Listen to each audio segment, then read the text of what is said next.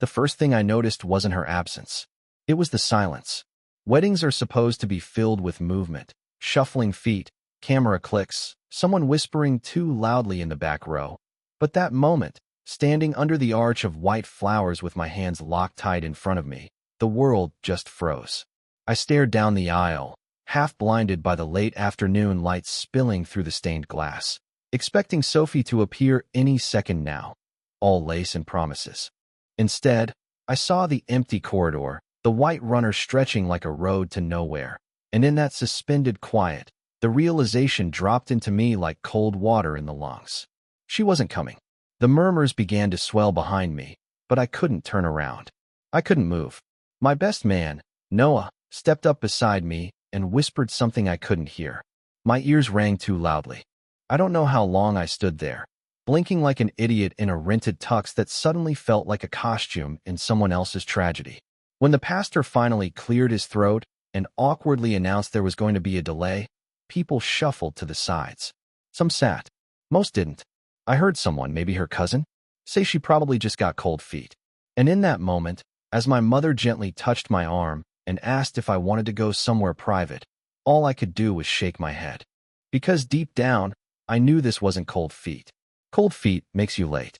Cold feet makes you hesitate at the car. Cold feet doesn't make you disappear without a word. 15 minutes later, her maid of honor, Leah, came down the aisle, not walking, not running, but with the strange urgency of someone who knew she was delivering a message that was going to ruin something important. She didn't even look at me. She walked straight to Noah, handed him a folded note, whispered something in his ear, and turned around.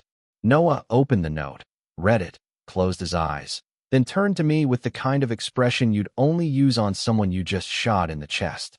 And all he said was, "She left." I think I laughed. It wasn't the right kind of laugh. It cracked on the way out. I said, "What the hell does that mean?" And he just handed me the note. The handwriting was rushed, messy, definitely Sophie's. But all it said was, "I'm sorry. I can't do this. I need to get away from everything. I'll explain when I can." No signature. No details. Just enough to burn a hole in your chest that you'd spend the next year trying to patch. The ceremony was canceled, obviously. People left in awkward clumps, with those looks you give a guy who just had his entire life set on fire in public. Some tried to be supportive. Others just wanted to gossip. I don't remember half of what people said to me that day. But I do remember Rachel. Because 2 hours later, as I stood alone in the side hall of the reception venue that now felt like a graveyard of my expectations, watching the waitstaff start packing up untouched hors d'oeuvres, I turned around, and there she was. Rachel. My ex. The ex. The one who vanished 2 years ago without a warning or goodbye, leaving a mess of unanswered questions and quiet nights where I used to listen for the sound of her key in the door, long after I knew she wasn't coming back. And she was wearing a white wedding dress. Not a coincidence. Not some surreal mistake. No, it was deliberate. It was sharp and deliberate and almost cruelly beautiful. She walked toward me with calm, measured steps, the way someone walks when they know they're about to change the entire course of someone else's life. I stared at her in disbelief, too stunned to move, too numb to even ask the obvious question. She didn't smile. She didn't cry. She just stood in front of me and said, in a voice steadier than it had any right to be, "I couldn't let you marry her." And for the second time that day, the world stopped moving. She said it again, slower this time, like I didn't hear her the first time. "I couldn't let you marry her. Not after everything she's done." I blinked, trying to remember how to speak, but my throat felt full of sand. "What are you talking about?" I finally choked out, the words barely forming. Rachel glanced around the hallway, then leaned in close enough that I could feel her breath when she whispered, "Sophie wasn't who you thought she was. She was going to hurt you worse than I ever did. I came here to stop it." I should have laughed. I should have told her to get the hell out, that she didn't get to parachute into my wreckage with cryptic warnings and stolen bridal fashion. But I didn't, because even through the haze of anger and confusion, part of me still recognized the look in Rachel's eyes, the one she always had when she was telling the truth no one wanted to hear. And she wasn't done. She was sleeping with someone else. For months. Someone close to you. Now that cut through. That lit a match. I said her name like a curse. "Who?" Rachel held my gaze. "Ask Noah." And suddenly, The entire structure of my day, the ceremony, the absence, the note, crashed into a new shape. A shape I hadn't seen coming. Because I remembered the way he wouldn't meet my eyes. The way he read the note before giving it to me. The way he'd said, "She left," like it wasn't news to him. Rachel stepped back, her voice quieter now, but firm. He wanted her, and she let him have her. But he didn't want her to marry you. He didn't want you happy. That's why she ran. It was the kind of statement that makes your skin itch. The kind you want to deny with everything you have. But my gut was already answering for me. Already doing the dark math on all the signs I ignored. I didn't say anything else to Rachel. I didn't have to. Because I already knew what I had to do. Not right away. No, revenge like this needed patience. It needed silence. And it needed them to think they'd gotten away with it. So I nodded, turned around, and walked back into the wreckage of my wedding, pretending I didn't just learn the most important truth of my life. Because if they thought they'd humiliated me, they had no idea what was coming next. I didn't say a word to Noah that night. Not one. He tried a few lines. How sorry he was. How shocked. How maybe Sophie had a breakdown. I just nodded like I believed him, like I didn't already know he'd been in her bed while pretending to stand beside me as my best friend. He told me to take time. He said, "Whatever you need, man, I'm here." And I looked him in the eye and said, "Thanks. That means a lot." Because that's what you do when you decide to burn someone from the inside out. You let them keep talking while the fuse gets shorter. I slept at my brother's place that night. Or at least I laid down and stared at the ceiling long enough for it to qualify as sleep. Rachel's words kept bouncing around in my skull, hitting parts of me I didn't even know still worked. I hated her for showing up like that. I hated her even more for being right. And beneath all of that hate was the kind of grief that turns into rage if you feed it long enough, and I was feeding it on a steady diet of every memory I ever had with either of them. By morning, I had a plan. Not the whole thing, not yet. But the shape of it was forming. I knew one thing with absolute clarity. I wasn't going to confront them. Not now. Not directly. I wasn't going to scream or throw punches or post some public breakdown online so they could twist it into proof that I was unstable. No, I was going to make them comfortable. I was going to make them believe they'd won. And then I was going to take everything they valued and tear it apart, piece by quiet piece, without ever raising my voice. The first thing I needed was confirmation. Rachel gave me enough to start, but I wasn't going to act on hearsay. I dug through everything. Messages, social media, old texts, call logs. I didn't have access to Sophie's phone anymore, but she'd used my laptop dozens of times. That's where I found it. An old login cookie that opened her Gmail without asking for a password. She'd never logged out. She never thought she had to. It wasn't just one affair. It was an entire second relationship, overlapping mine like a cancer. Messages going back 6 months, late-night emails that turned into hotel receipts, photos I didn't even know existed. And not just of her and Noah. There were others, flirtations, maybe more, but he was the main one. He was the constant. The nicknames they used for me, mocking, smug. The way they referred to the wedding as his big day, like it was some joke I wasn't in on. I couldn't breathe when I read some of it. I couldn't stop. There's a particular kind of ache that comes from seeing the people you trusted most discuss you like you're some obstacle. And the worst part was realizing it hadn't been an impulsive mistake. It was deliberate. Repeated. They had chances to stop. They chose not to. And they were still pretending. That's what stuck in my throat. Noah, especially. Still texting me, still checking in, still saying he was worried about how I was holding up. The audacity of that. It made me sick, but it also told me something important. He thought I didn't know. That meant he'd still slip up. That meant I could use him. So I replied, "Doing better, man. Just trying to get my head right. Appreciate you." It tasted like ash coming out of my fingertips, but it worked. He took the bait. He suggested we get drinks. He said I shouldn't isolate. I agreed. I said, "Let's catch up. Could use a friend right now." And just like that, he was walking into the trap I'd started building for him. That night at the bar, he smiled like nothing had happened.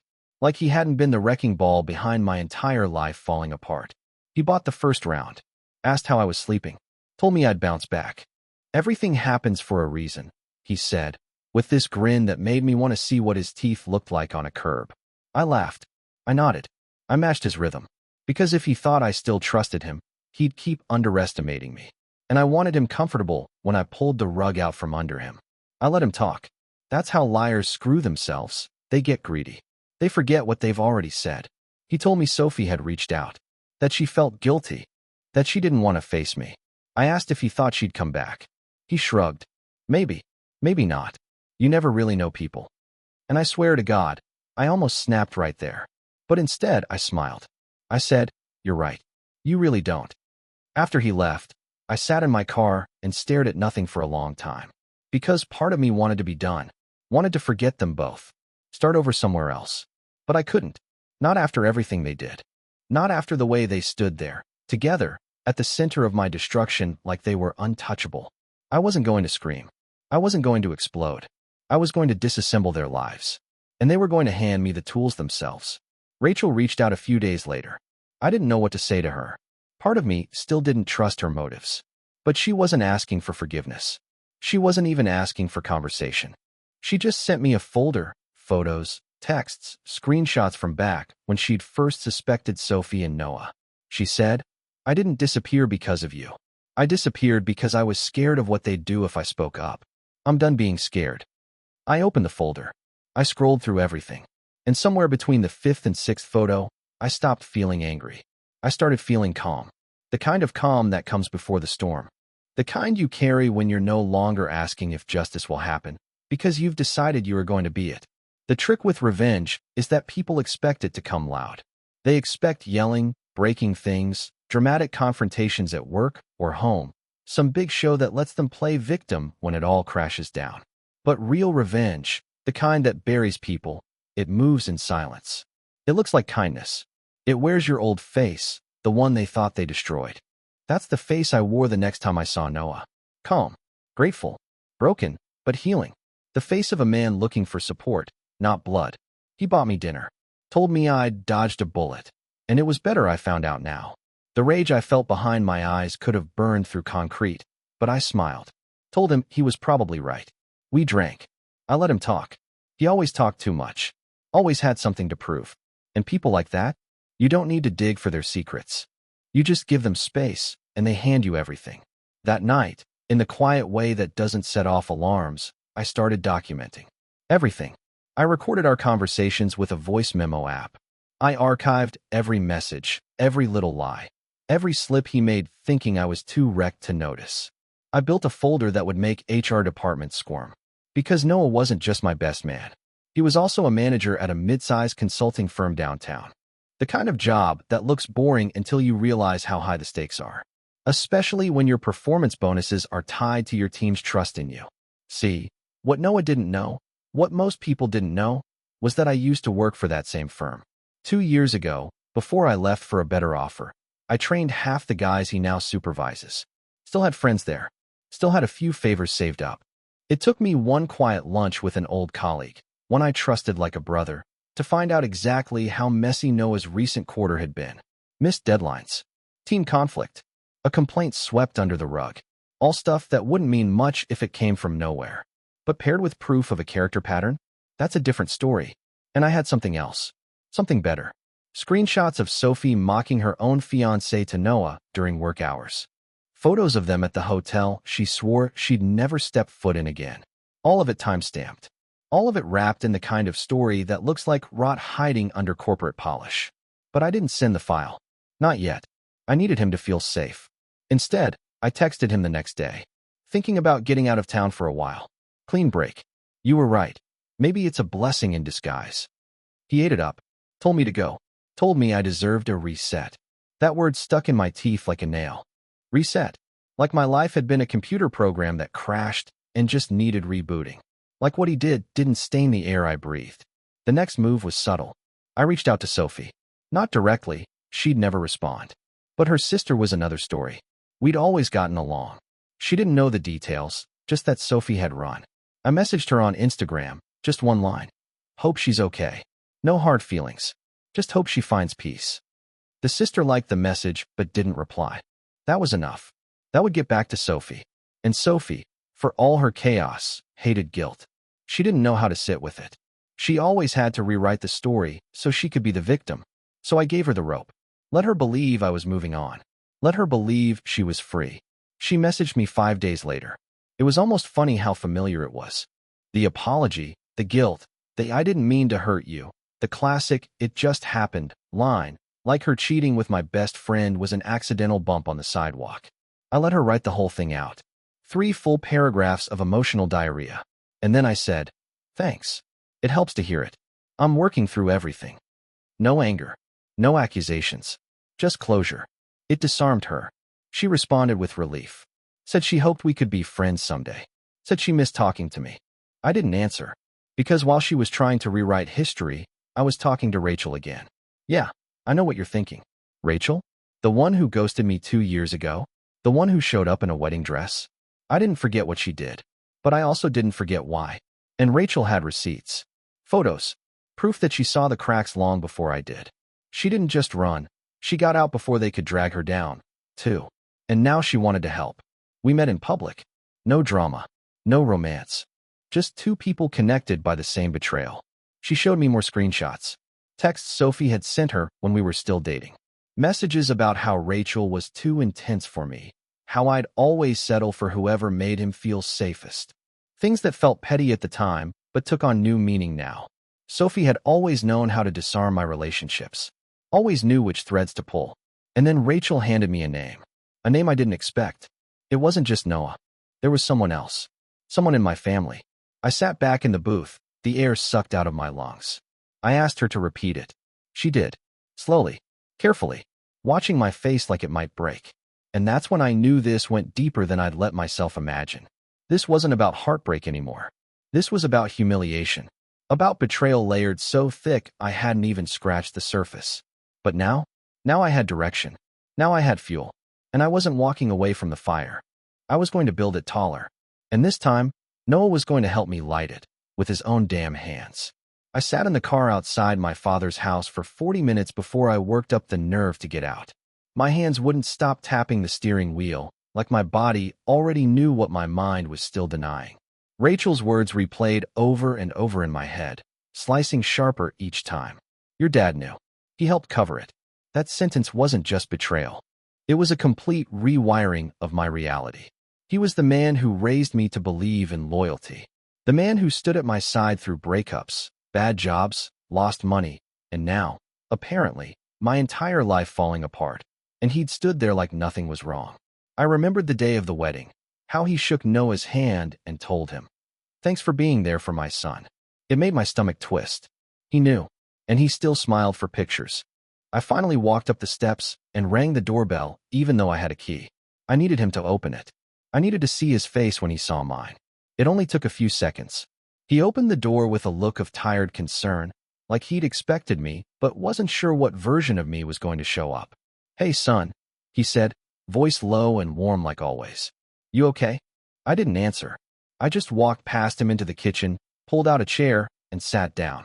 He followed. He didn't ask again. He just waited, leaning on the counter like a man who had decided long ago how he'd justify this moment. I looked at him for a long time. Then finally, I said, "How long did you know?"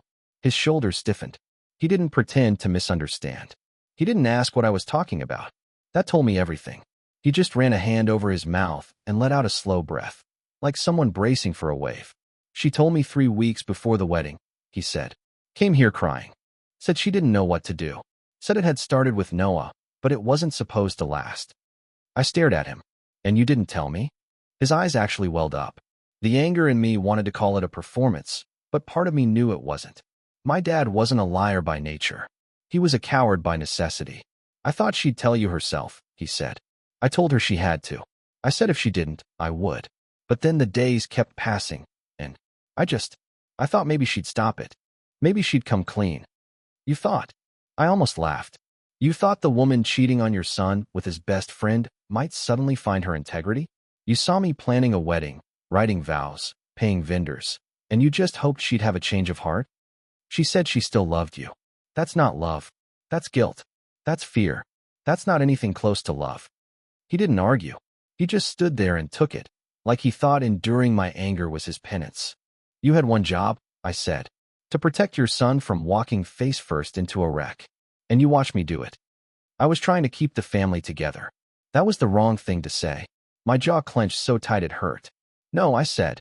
You were trying to keep the image of the family together. You didn't want the mess. You didn't want to explain to people why the wedding was called off. You didn't want to admit your son got betrayed by the people closest to him, and you let it happen because you were too afraid of the fallout. He sat down across from me, hands shaking slightly. You're right. I should have told you. I failed you. But please, don't let this break us. I lost your mother already. I can't lose you too. And there it was.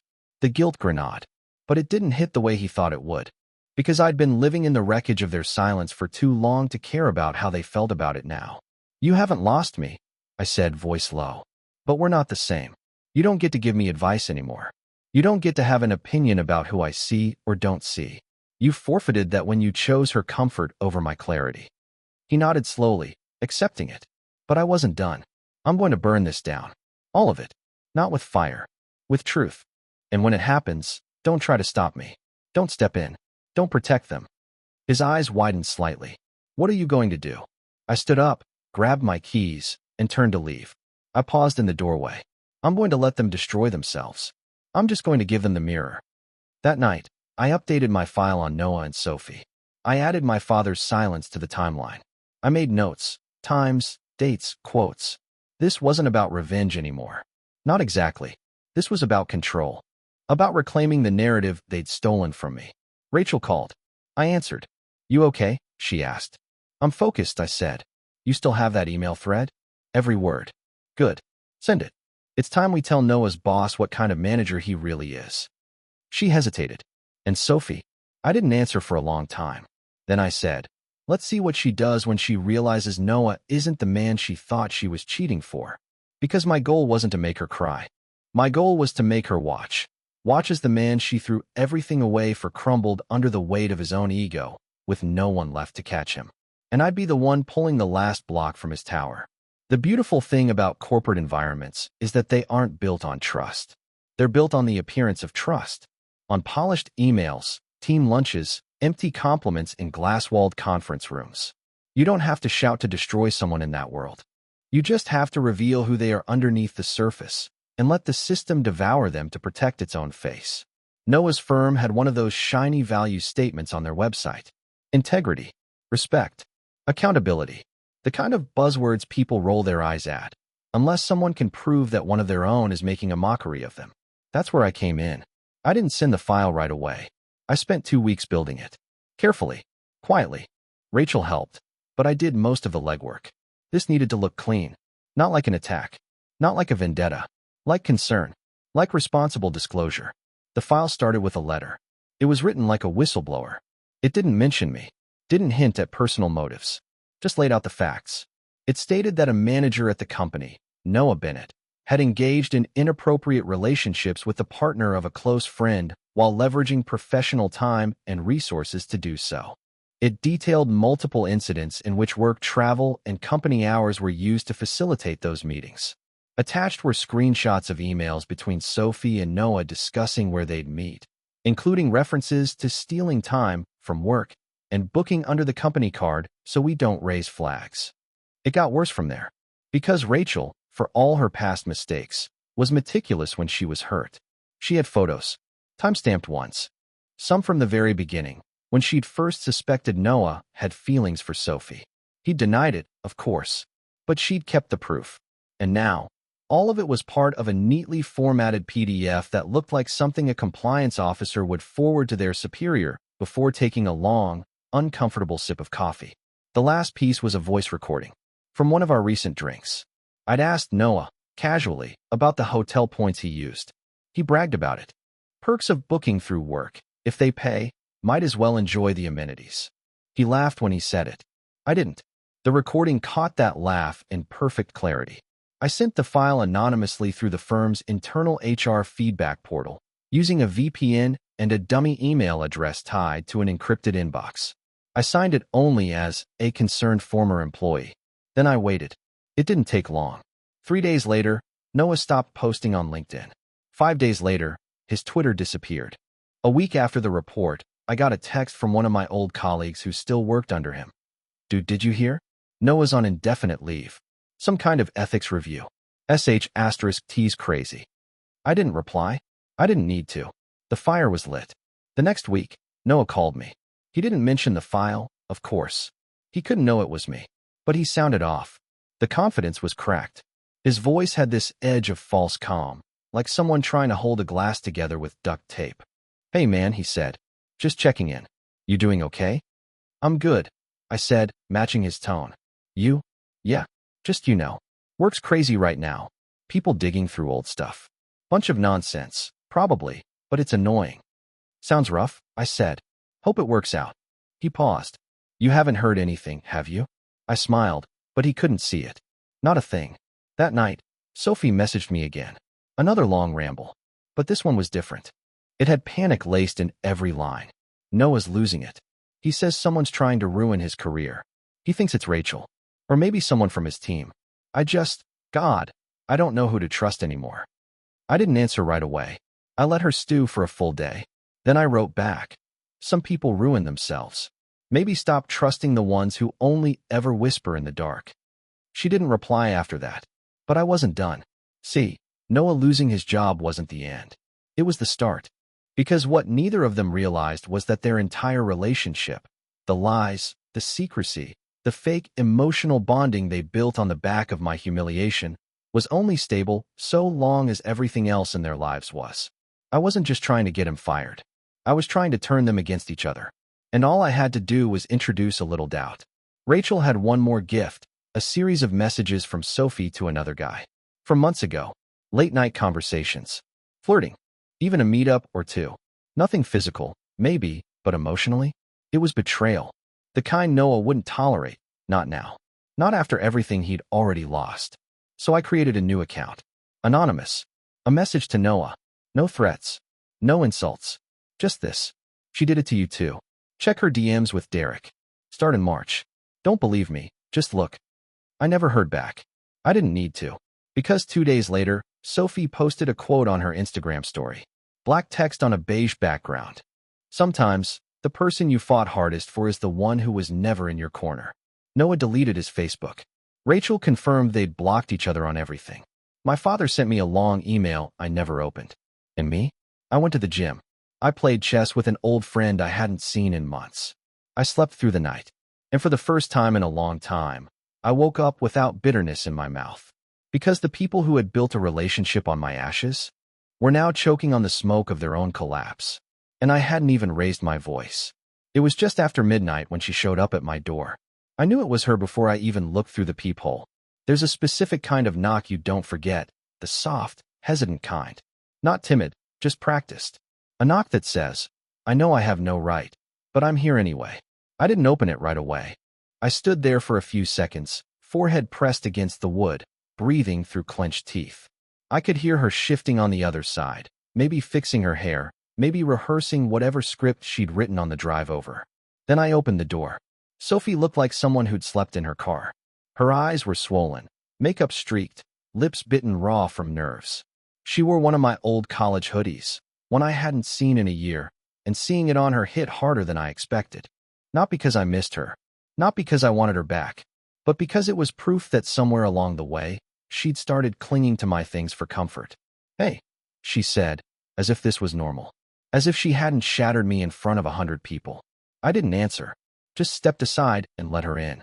Not out of kindness, out of curiosity. If someone hands you the last chapter of a book that ruined your life, you read it. She walked into the living room like it still remembered her, like she still belonged there. She didn't sit right away. She paced, pulled at her sleeves, looked at the photos still on the shelf, none of them with her in them anymore. "I didn't know where else to go," she said finally, voice cracking like a branch. "I'm not asking for anything. I needed to talk to you. Please." I didn't nod. I didn't offer her tea. I just sat down on the arm of the couch and waited. Eventually, she sank into the chair across from me, exhaling like she'd been holding her breath since spring. "It's over," she said. "With Noah?" I asked. She looked up sharply, surprised I'd said his name like it was nothing. "Yeah, a while ago, right after everything." "I know." Her brow furrowed. "You know?" I let the silence carry the answer. And then she understood. Her face folded inward. She wasn't stupid, never had been. Just cruel in subtle ways. "It was you," she whispered. "The emails, the recordings, the HR report. You set 'em up." No, I said, calm as glass.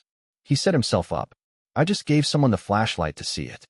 She looked away, humiliated and angry and maybe, just maybe, a little impressed. I never thought you had that in you. That made me laugh. Not loud, not mocking, just a dry, tired exhale of truth. No, you thought I was safe. Predictable. The guy who'd forgive you no matter how deep the cut went. You always were. No, I always loved you. That's not the same thing. She flinched. And for a moment, I saw the girl I used to love. The one who could take down a room with a joke, who knew my worst stories and laughed with me anyway. But then I remembered the messages. The nicknames. The way she told Noah she felt trapped with me just weeks before I bought her a ring. She wiped her eyes, took a breath. I'm sorry. I know you don't believe me. And maybe you shouldn't. But I was scared. I didn't know how to break it off without hurting you. And then it just spiraled. I nodded. That's fair. But you didn't run because you were scared. You ran because you got caught. There's a difference. She didn't argue, which told me she knew I was right. I'm not here to make excuses, she said. I'm here because I needed to tell you. I never stopped thinking about what we had, even after I ruined it. You didn't ruin it, I said. You ended it. It was a choice. You looked at everything we built and decided it wasn't enough. That's not a crime. But it sure as hell isn't something I'm going to comfort you for now. Tears rolled silently down her face, but I didn't reach for her. I didn't hand her a tissue. That was the old me. The one who'd clean up after her messes just to keep the peace. That version died on the aisle. I lost everything, she whispered. Noah, my job, my friends. They picked sides, and I don't blame them. Good, I said. Then you're finally starting to understand what consequence feels like. She looked up at me, eyes bloodshot, and said something I wasn't expecting. I wish it had been you who hurt me. I wish I could hate you. The weight of it was strange. Almost touching. Almost. But it didn't land the way she wanted. Because I'd already let her go. Her words were weightless in the face of what she'd done. I stood up, walked to the door, and opened it. She didn't move right away. Just stared at the floor like she was still hoping I'd offer a lifeline. But I didn't. Because some people need to hit the bottom to know what they've thrown away. At the doorway, she paused. Are you ever going to forgive me? I already did, I said. But that doesn't mean I forget. And it sure as hell doesn't mean you get to come back. She left without another word. And for the first time since that wedding day, I realized something deep and solid had settled in me. Closure.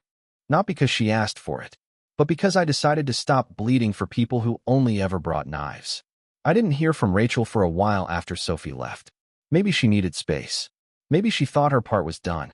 Or maybe, though I didn't want to admit it then, she knew what was coming, and she was stalling. Either way, it had been weeks. Long enough for the dust to settle, for Sophie to vanish from my periphery, for Noah to fade into whatever black hole swallows men who finally run out of people to fool. And then, out of nowhere, Rachel messaged me. Not a hey, not a check-in. Just, can we talk? I owe you the rest. I didn't know what that meant, but I agreed. Because with Rachel, unfinished business always had sharp edges. We met at the same coffee shop we'd sat in weeks earlier, when she first handed me the evidence that cracked the foundation of everything I thought I knew. This time, she didn't look triumphant, or even satisfied. She looked older, not in her face, but in the way she held her shoulders. Like she'd been carrying something too heavy for too long. She sat across from me, didn't order anything, just wrapped her hands around the empty mug in front of her and said, I wasn't honest with you. Not completely. I didn't speak. I let her fill the silence. When I disappeared 2 years ago, she began, I told you I was scared. That Noah scared me. That I found things that made me leave. You did say that, I said. And you weren't wrong. She nodded. But that wasn't the whole reason. I watched her closely. Then what was? She looked down. I was pregnant. The words hit like a punch to the chest. Not because I hadn't expected some twist, but because it was the kind of truth that reorders everything. Suddenly, all the timelines, all the silences, all the things left unsaid between us, they reassembled into a new picture. You were? I couldn't even finish the sentence. She nodded, eyes shimmering. I found out 3 weeks before I left. I was going to tell you. I swear I was. But then I overheard a conversation. Sophie and Noah. It was at your apartment. You were in the shower. They didn't know I was home. Her voice shook, but she powered through.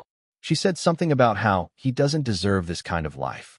I didn't know what it meant at first, but then I put it together. They were talking about you, about how you were too soft, too slow, that you needed someone who could match your pace. She said you'd be a great dad, but not the kind she'd want for her own kids. I stared at her. She knew? About the pregnancy? Rachel nodded. I told her first. I was scared. I didn't know how to say it to you. She promised me she'd help me break it gently. I thought she was being kind. I sat back, breath shallow. She told Noah? I asked. Yes. And I think they planned to sabotage it. Not just us. You. Your future. You weren't supposed to be with me. You weren't supposed to be happy. They wanted to break you down so you'd be easier to control. And the baby? I asked. What happened? Rachel looked away. I miscarried a few weeks later. Stress. Traveling. I didn't even tell my family. It was like I couldn't bring myself to say it out loud. It made it real. And by then, I was already gone. I thought if I disappeared, they'd stop watching me. I thought maybe if I made myself small, they'd forget. The cafe felt too quiet suddenly. Like even the world was stunned by her confession. I didn't know what to say. Part of me wanted to scream. Part of me wanted to get up and walk away. But I stayed. Because despite everything, despite her disappearing, despite her silence, there was one thing I couldn't deny. She had protected me in a way no one else ever had. You should have told me, I said finally. I know, she whispered. I thought I was doing the right thing. But I left you to face them alone. That's on me. We sat in silence after that. A long one. Not awkward. Just full. Heavy with all the things we'd both lost. Some we didn't even know we'd had. After a while, I asked, why now? Why tell me this now? Rachel looked at me, and for the first time since that wedding day, I saw the girl I used to love. Because you deserve the truth, she said. All of it. Not just the part that made me look strong. I nodded. Not forgiveness. Not yet. But acknowledgement. And sometimes, that's more honest. As I stood to leave, she said one more thing. I don't want anything from you. I'm not here to fix the past. I just wanted you to know, when I left, I wasn't running from you. I was trying to protect something I couldn't save. I didn't turn around. I just said, I know. And I meant it. Because now, everything made sense. The silence. The distance. The way Sophie always tried to steer me away from Rachel. The way Noah encouraged it. They hadn't just sabotaged my wedding. They had tried to erase anyone who had ever loved me for real. And now that the full story was mine, it was time to make sure they never got to rewrite theirs. We didn't talk again for a few days. Rachel needed space. I needed clarity. Her confession hit me like a freight train with no brakes. I wasn't angry at her. I couldn't be, not when I knew the full weight of what she'd carried. But I was changed by it. Because now, this wasn't about a broken engagement or a jobless fraud of a friend. It was about erasure. It was about how far two people were willing to go to rewrite my life, and how close they'd come to succeeding. And once I understood that, there was no forgiveness, no mercy, just purpose. The revenge was almost done. Noah was suspended under internal investigation. Sophie was socially radioactive, ghosted by the people who used to orbit her like a queen bee. And my father, well, he'd tried again to apologize, this time with a 3-paragraph text about learning from silence. I didn't respond. Let him sit with the same quiet he gave me when it mattered. But one thread remained. They were still free, still out there, still rewriting the story in private. And I couldn't have that. If they wanted to burn bridges, I'd salt the earth. So I called Rachel. I'm ready, I said, but I can't finish it alone. Her answer was instant. Say what you need. And so we met. Not at the coffee shop this time. At her place. No pretenses. No public eyes. She had her laptop open, notes already pulled up. Old messages.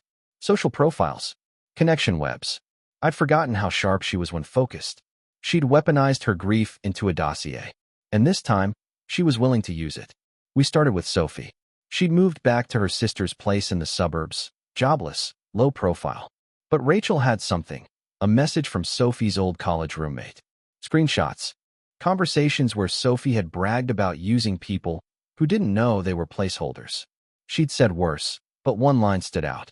A line so arrogant, so perfectly her, it made my hands shake. If you're smart, you date guys who need you more than you need them. They don't leave. They beg. That was it. That was the match. I knew exactly what to do. Sophie's sister was hosting a small engagement party in a few weeks. friends and family only, supposedly low-key.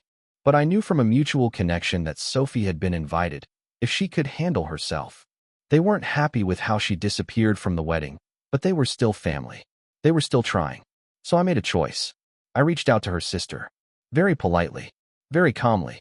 I said I wasn't trying to stir anything, that I just wanted to offer an explanation for what happened at the wedding. I said I had some things I thought she deserved to see before continuing to support someone who'd hurt so many people. I didn't ask to meet. I just attached a zip file.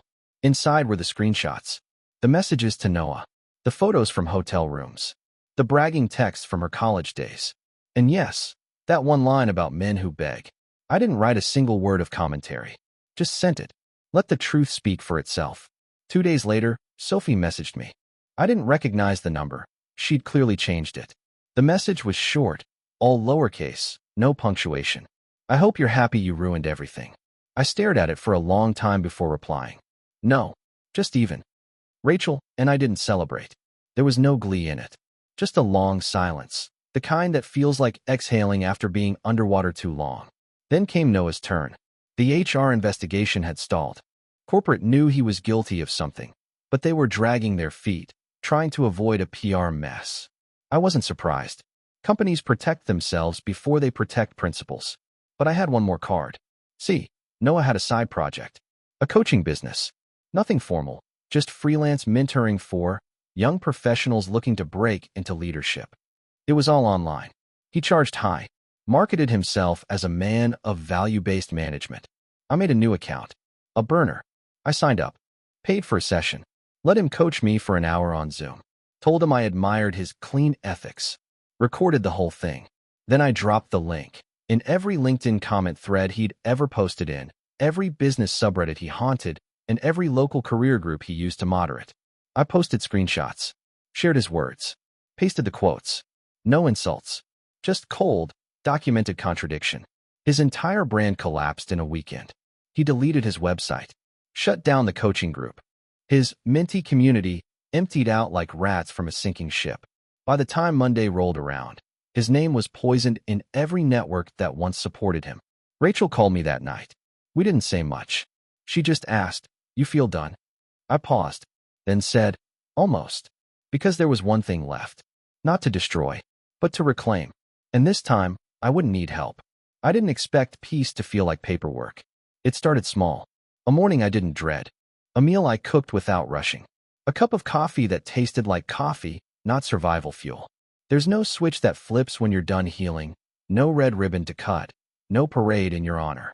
You just wake up one day, realize you haven't thought about them in hours, and know something has shifted. That's when I knew it was time. Not to lash out. Not to burn the last scraps of their names into ash. I'd done that. What came next wasn't about them anymore.